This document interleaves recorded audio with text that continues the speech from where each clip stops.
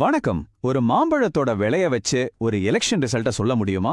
என்னடா அது சம்பந்தமே இல்லாம இருக்குன்னு நினைக்கிறீங்களா? ஆனா இதுதான் ஆளுகையோட ஆணிவேர்.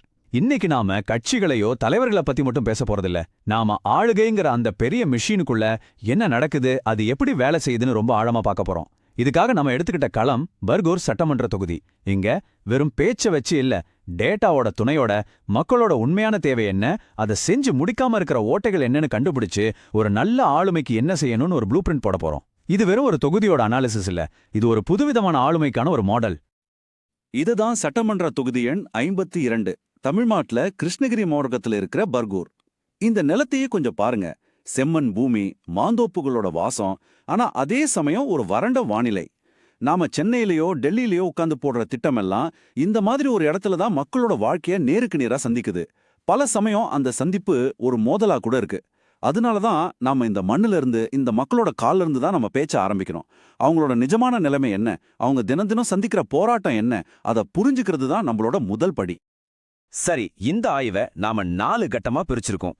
முதல்ல மண்ணின் கதை, அதாவது மக்களோட வாழ்வாதார பிரச்சனை, அவங்களுக்கான அடிப்படை தேவைகள்ல இருக்கிற குறைபாடுகள், இதெல்லாம் பார்ப்போம்.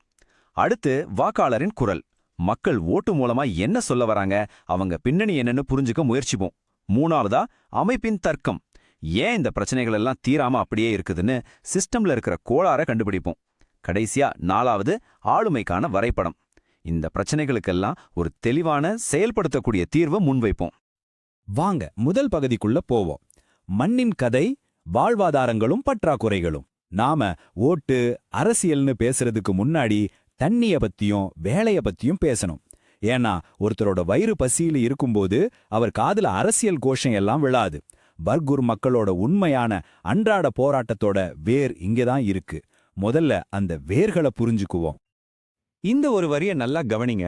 இது வெறும் நியூஸ் இல்ல, இது ஒரு விவசாயியோட மரண ஓலம். பர்கூரோட அடையாளமே மாம்பழம் தான். ஆனா அந்த விவசாயிகளே என்ன சொல்றாங்கன்னா, கடுமையான தண்ணீர் பஞ்சத்தால கிட்டத்தட்ட 85% மகசூல் போயிடுச்சுன்னு சொல்றாங்க. யோசிச்சு பாருங்க, தலைமுறையா அந்த மண்ணை நம்பி வாழ்ந்தவங்களோட கைகள் இன்னைக்கு வெறுமையா இருக்கு. இது வெறும் மகசூல் இழப்பு இல்ல, இது அவங்க பிள்ளைங்களோட படிப்பு, வீட்டு செலவு, வாங்கின கடனுக்கான வட்டி, இப்படி ஆயிரக்கணக்கான குடும்பங்களோட எதிர்காலத்தை கேள்விக்குறியாக்குற ஒரு பெரிய பிரச்சனை. 43. இந்த நம்பரை உங்க மனசுல நல்லா பதிய வச்சுக்கோங்க. 43. இதுதான் பர்கூர் தொகுதியில ஒரு ஆளுக்கு ஒரு நாளைக்கு கிடைக்கிற தண்ணியோட அளவு. லிட்டர்ல வெறும் 43 லிட்டர். ஒரு நிமிஷம் யோசிங்க. குடிக்க, சமைக்க, குளிக்க, துவைக்க, டாய்லெட்டுக்கு, இது எல்லாத்துக்கும் சேர்த்து உங்களுக்கு ஒரு நாளைக்கு 43 லிட்டர் தண்ணி மட்டும்தான் கிடைச்சா உங்க வாழ்க்கை எப்படி இருக்கும்? இதுதான் இங்க பல கிராமங்கள்ல நிதர்சனம். இப்ப அந்த 43ங்கிற நம்பரோட உண்மையான அர்த்தத்தை பார்ப்போம். பர்கூர்ல கிடைக்கிறது 43 லிட்டர். ஆனா அரசாங்கத்தோட அதிகாரப்பூர்வ விதிமுறை என்ன சொல்லுது? ஒரு ஆளுக்கு ஒரு நாளைக்கு குறைஞ்சது 70 லிட்டர் தண்ணி கொடுக்கணும்னு சொல்லுது. அப்போ ஒவ்வொரு நாளும் ஒவ்வொரு ஆளுக்கும் 27 லிட்டர் தண்ணி பற்றாக்குறை. இது ஏதோ சின்ன வித்தியாசம் இல்ல.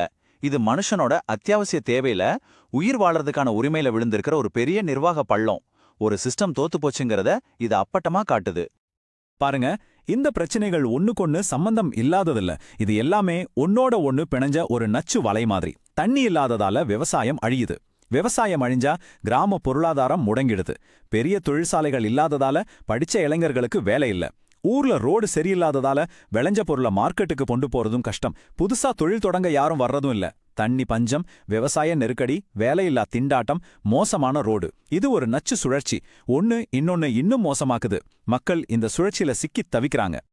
சரி, இப்போ நம்ம பகுப்பாய்வோட 2வது கட்டத்துக்குள்ள போறோம். வாக்காளரின் குரல். களத்துல இருக்கிற இந்த பிரச்சனைகளை எல்லாம் மக்கள் எப்படி பாக்குறாங்க? அவங்களோட கோவம், நம்பிக்கை, விரக்தி, இதையெல்லாம் அவங்க எப்படி வெளிப்படுத்தினாங்க? அவங்க போட்ட ஓட்டு நமக்கு என்ன கதைய சொல்லுது? வாங்க டேட்டா மூலமா மக்களோட மனசை புரிஞ்சுக்க முயற்சிப்போம். இது பர்கூரோட சமூக கட்டமைப்பு. வன்னியர்கள் சுமார் 25%, வெள்ளாள கவுண்டர்கள், நாயுடுக்கள் தலா 15%, அப்புறம் பட்டியல் இனத்தவர் சுமார் 11%. ஆமா, இந்த சமூக அடையாளங்கள் அரசியல்ல ஒரு முக்கியமான பங்கு வகிக்குது, அது உண்மைதான். ஆனா நம்ம ஒன்னும் ஞாபகம் வச்சுக்கணும். மக்கள் வெறும் எண்கள் இல்ல. தண்ணி பஞ்சமோ வேலையில்லா திண்டாட்டமோ எந்த ஒரு சாதியையும் மட்டும் குறி வச்சு தாக்குறதில்ல. அடிப்படை தேவைகள் கிடைக்காதப்போ இந்த பழைய அரசியல் கணக்குகள் எல்லாம் மாறத் தொடங்கும். மத ரீதியா பாத்தீங்கன்னா பர்கூர்ல கிட்டத்தட்ட 93% இந்துக்கள் இருக்காங்க. முஸ்லிம்கள் 5%, கிறிஸ்தவர்கள் 1%ன்னு இருக்காங்க. இந்த டேட்டா தொகுதியோட பொதுவான சமூக அமைப்பை புரிஞ்சிக்க உதவுது. ஒரு நல்ல ஜனநாயகத்துல பெரும்பான்மை மக்களோட தேவைகளை நிறைவேற்றுறதோட சிறுபான்மையினரோட பாதுகாப்பையும் உரிமைகளையும் உறுதி செய்யறது தான் ஒரு நல்ல ஆளுமைக்கான அடையாளம். இப்போ இந்த பகுப்பாய்வோட ரொம்ப முக்கியமான உண்மைய பட்டவர்த்தனமா காட்டுற ஸ்லைடு இது.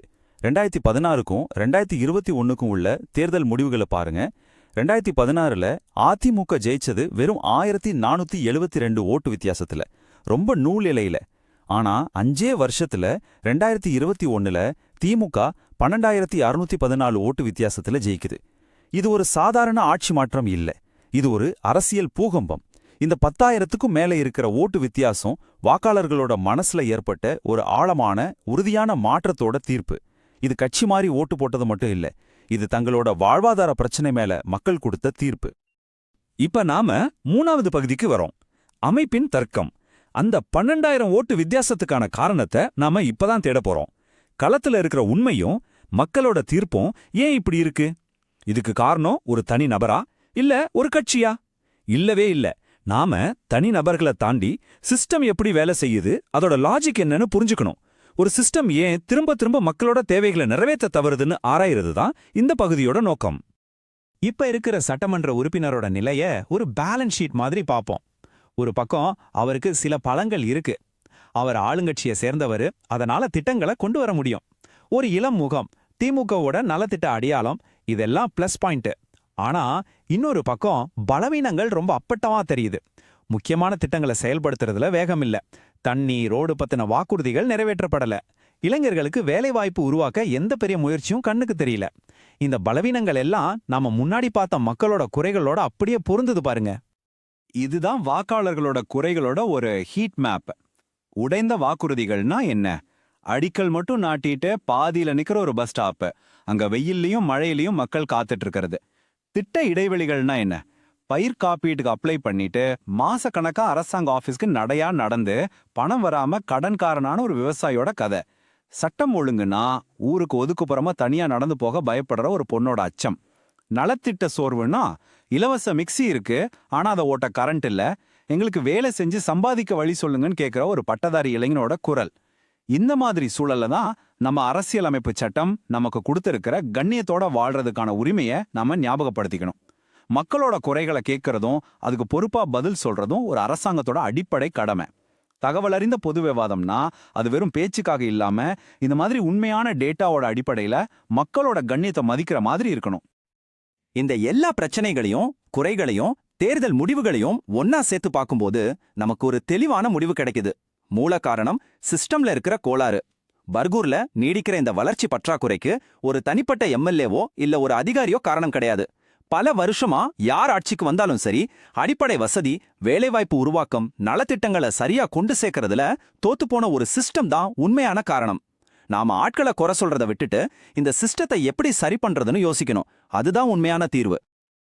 நம்ம பகுப்பாய்வோட கடைசி, அதே சமயம் மிக முக்கியமான பகுதிக்கு வந்திருக்கோம். ஆளுமைக்கான வரைபடம், ஒரு செயல்படுத்தக்கூடிய பாதை. இதுவரைக்கும் நாம பிரச்சனைகளை பார்த்தோம், காரணங்களை ஆராய்ஞ்சோம். இப்ப தீர்வுகளை பத்தி பேச போறோம். இது வெறும் விமர்சனம் இல்ல, இது ஒரு தெளிவான காலக்கெழுவோட இருக்கிற ஒரு ஆக்ஷன் பிளான். விரக்தியில இருந்து நம்பிக்கையை நோக்கி போறதுக்கான ஒரு வரைபடம் இது. இந்த தீர்வு திட்டத்தோட இதயம் சதுர்முக கோட்பாடுன்னு சொல்ற ஒரு 4 முனை உத்தி. இத ஆளுமைக்கான ஒரு 4 வீல் டிரைவ் வண்டின்னு நினைச்சுக்கோங்க.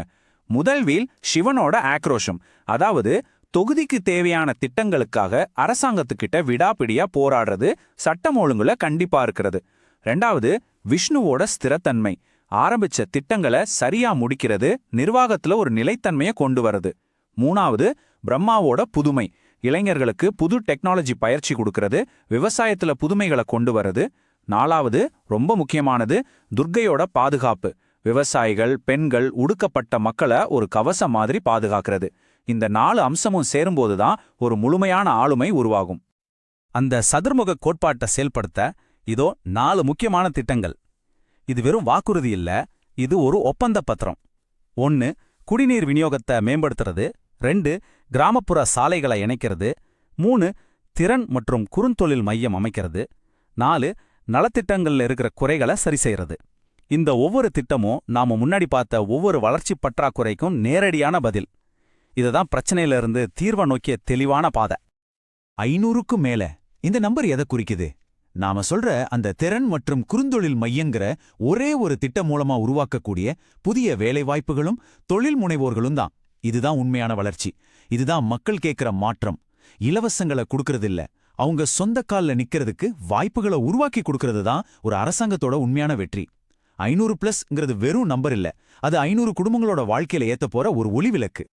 வெறும் திட்டங்களே சொன்னா பத்தாது, எப்போ செஞ்சு முடிப்பீங்கன்னு சொல்லணும். இதோ அதுக்கான ஒரு தெளிவான காலக்கெடு. 12லிருந்து 18 மாசத்துக்குள்ள எல்லா கிராமங்களுக்கும் ஒரு நாளைக்கு 70 லிட்டர் தண்ணி கிடைக்கிறத உறுதி செய்யணும். 18 மாசத்துக்குள்ள 25 கிலோமீட்டர் முக்கியமான கிராம சாலைகளுக்கு தார் போடணும். 24 மாசத்துக்குள்ள அந்த திறன் மற்றும் குறுந்தொழில் மையத்தை நிறுவனம்.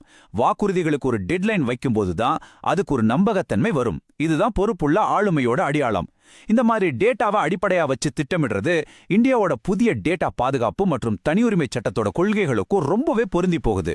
மக்களோட தகவல்களை அவங்களுக்கு நல்ல சேவைகளை கொடுக்க அவங்களோட அனுமதியோட வெளிப்படையா பயன்படுத்துறது மக்கள் மேல அரசாங்கத்துக்கு இருக்கிற நம்பிக்கையை இன்னும் அதிகப்படுத்தும். இது வெறும் நிர்வாக திறமை இல்ல, இது ஒரு தார்மீக கடமையும் கூட.